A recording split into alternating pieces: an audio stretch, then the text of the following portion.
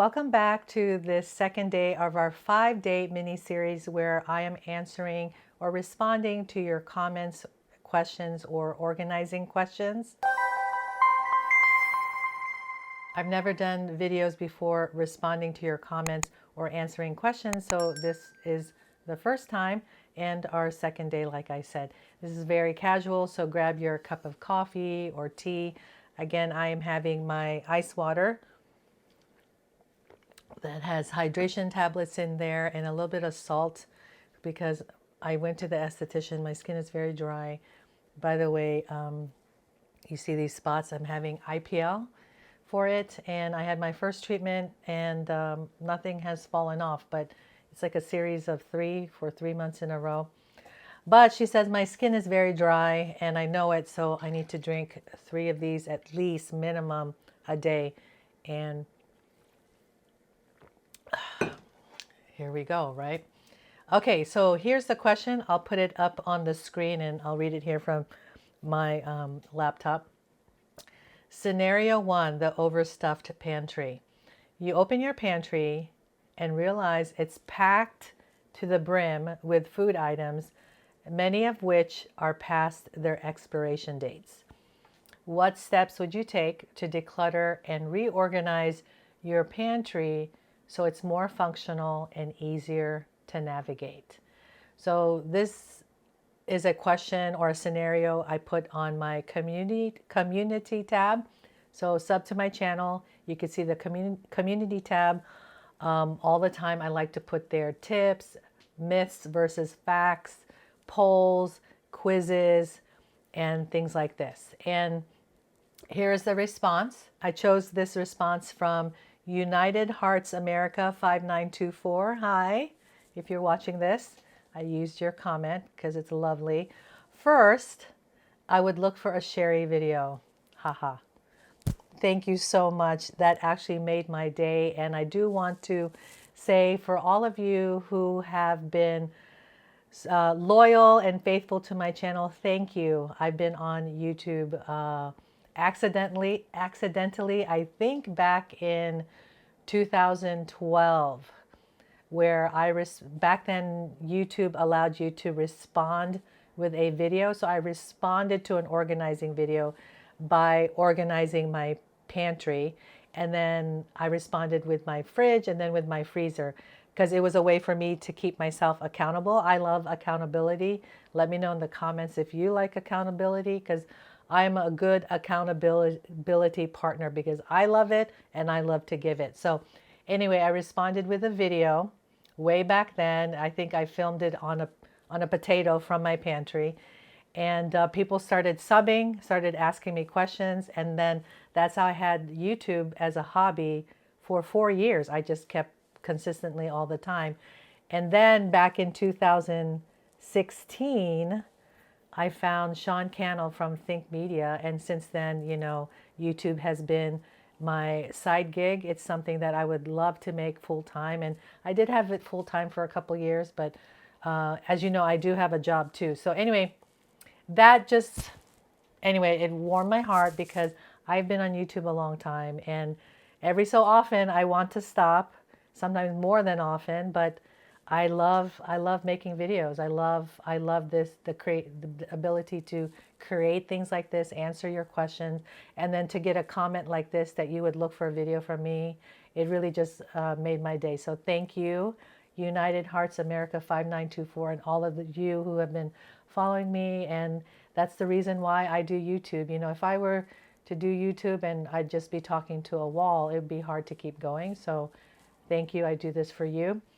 My second choice, so excuse me, and as I mentioned in my other video, I have a little bit of a sore throat, so you'll hear me clearing my throat, drinking water every so often. It's okay. This is supposed to be casual, okay? It's not like a TED Talk, right? Or it could become one. Anyway, my second choice would be to slam the door closed and say, never mind. Okay, raise your hand. Raise your hand, right? How many times have we wanted to slam the door and say, never mind? Okay, it's natural, right? But really, I might just look at one shelf and quickly identify the oldest items and put in a basket. Wow, ding, ding, ding. Write that down. That's a great tip. One shelf, oldest items, basket. Maybe some can be used depending on the item, yes, but the rest would be pitched. Yep. Parentheses, my cousin dates every item on her shelf with a Sharpie. Good job, cousin. You're my kind of cousin.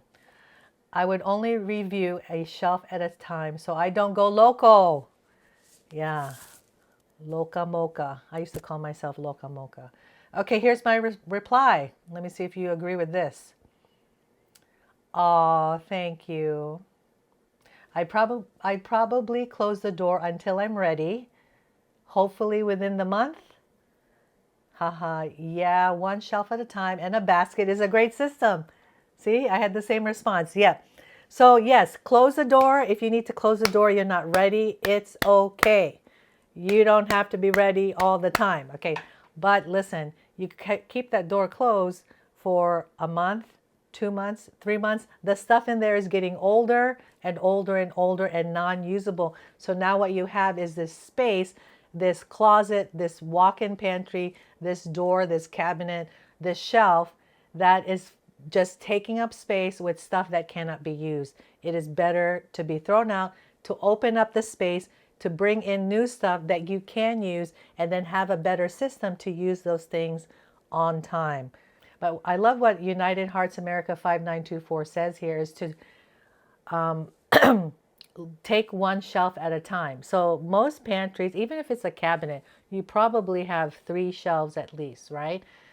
Maybe start from the top shelf because those are the items that we don't reach for that often. So maybe the older items are there, or the more expired items are, or more of expired items might be there. So I would start with the top shelf.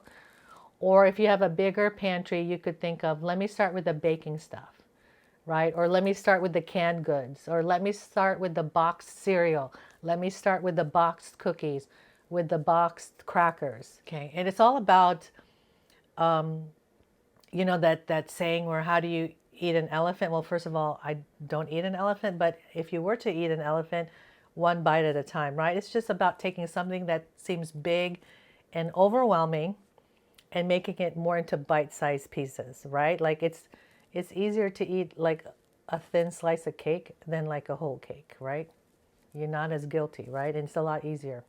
Okay, so that's why I love what she says is to take one shelf. And if your shelf is big and long and deep, you can break that down even more with what I said, the baking items or the cereal or the nuts or things that you use for taco night, right? Because most of us have some sort of organization. We're not all completely unorganized. So what I've found in most people's homes, there's some type of organization. Now, the reason you don't feel organized is because the way you've set it up. Because remember, organization is about a system. Okay, it's not about pretty bins and baskets and buckets and tubs and whatever, or label maker stuff, things labeled. That's not, those are tools. Those are, when I say tools, those are things that help, right? But organization is a system. So if you love to bake and your baking supplies are on the top shelf, that system isn't the best because it's hard to get up there, right? So you would move it closer down. Most of us know that. Or you're buying 3 bags of flour, but you only go through 2 bags in 3 months, right? So that 1 bag of flour always seems to be the one going past its expiration date, or maybe it's not about the expiration date, but you open it up and you leave it open, right? So that system, you're not closing the flour tightly, so then that becomes stale, and that's not good to use anymore, and then you waste that money. So that's why it's a system. So the system would include where you would which shelf you would put it on, what part of the shelf you would put it on for easy access if you're a baker, right? And what container would you put it in so that when it's half used, it keeps its it stays fresher longer.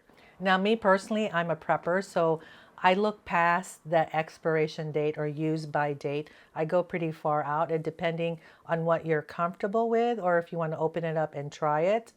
Or there's some people, they're just like, no way, Jose, and then they have to toss it because it's past the use by or expiration date. Like, you know what? We're not here to judge. It's not my pantry, it's your pantry, right? And if you're going to go through and eat and use what's there, green beans that have been expired for 6 months, that's okay, because people do that. I mean, and they don't die, and they don't get sick. They don't go to the hospital. But if you're not comfortable with that, then go ahead and toss it. But then next time when you go to buy green beans, number one, are you even going to eat it? And if you're not, then don't get it, right? So me personally, we don't like green beans in the can, like, you know. But now listen, if there is a zombie apocalypse, I will take those green beans in a can. So I do have some green beans in cans in my prepper pantry. Now, I don't get that many because you still have to use that, right? Like if that's only good for a year or two, it has to eventually be used. So I do use it. I think I like to make like chicken pot pie. I can do that with canned green beans versus fresh green beans. That's okay with me. Okay, so she said here she would quickly identify the oldest items. And that's right. All you'd have to do is take that can, look at the expiration date, like what did that take? That took less than 5 seconds. And if it's past and you're not comfortable with it, then let it go. And I really do like what your cousin does, because that's what I do with my prepper pantry items, because those are things that are within 6 months, 1 year, 2 years of use where I have to use it. So I do like to take a black Sharpie and you just write the date, like say 12, 15, 20, 25. And it's in a place where it's clear. I like to put it on top, or if there's, because then you can always just look at the top like this, right? And read all the way down, or just put it in the same spot for every can or every box. And I think you say in a basket because like you have this basket. Okay, look, old. Look. Okay, old. Look. Okay, and then you went through the shelf. Now all you have to do is grab that basket and toss it. Or if you're grabbing a basket and it's still good, you want to donate it to your local food bank, then you do that. So that makes sense with using a basket. So you're kind of doing the same task, versus taking one, going to the trash, taking one, going to the donate pile. It's just one less step, doing the same thing first and then moving on to the next step. Okay, and the last thing she says here is I would only review a shelf at a time so I don't go loco. And that's correct. I mean, for some people it's like, I'll go loco if I don't take care of this right here, right now. Okay, so then you take care of it then. But for others, if what we had talked about in the beginning, if it's, one bite at a time, one shelf at a time, one drawer at a time, one cabinet, one purse, one section, one category of your closet, whether it's like earrings or necklaces or scarves. But here, that's what we're talking about, is the pantry. So again, the baking stuff, the box stuff, the rice stuff, the pasta, the canned, the coffee stuff, even recipe books. You might have a whole bunch of recipe books there that are just taking up space and you haven't touched that book in like 5 years. So it's time to think about that book that might be part of what's overstuffing your pantry. If you found this video helpful and you have a comment or a question, go ahead and put it in the comment section below. Make sure to sub because we will continue this in the next videos. And if you want more help and want to get more unstuck, then sign up for my weekly newsletter. It's called Tuesday Transformations, where I give you more how-tos, tips, tools, and encouragement so you could have less stress and more peace by creating a home you love. When you sign up for my newsletter, you will receive 6 free printables. In the next video, we will tackle help, what now, when you're too overwhelmed to get organized.